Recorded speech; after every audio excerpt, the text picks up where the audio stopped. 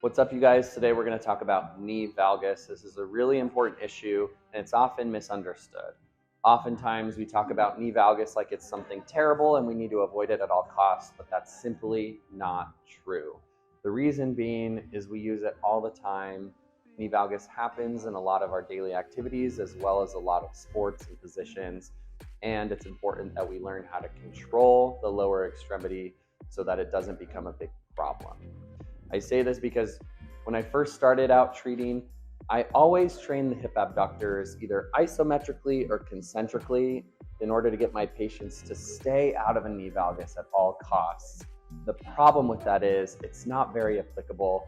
In life, you're going to get into those positions, and it's not necessarily about knee valgus as much as it is about uncontrolled knee valgus. The missing puzzle to that was controlling it eccentrically. So there's a few exercises that I'm going to show you to work on how we can develop that eccentric control so that when we get into those valgus positions, it's not that big of a deal.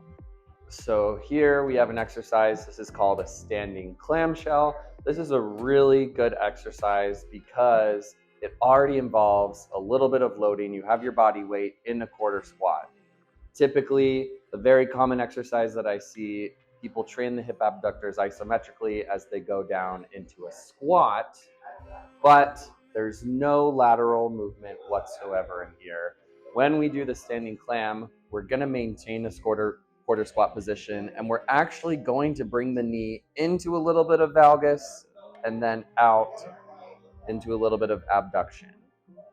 This way, not only are we training it concentrically, but on the way in, we're controlling it eccentrically, teaching the hip to be able to stop any excessive motion that might cause a collapse this way.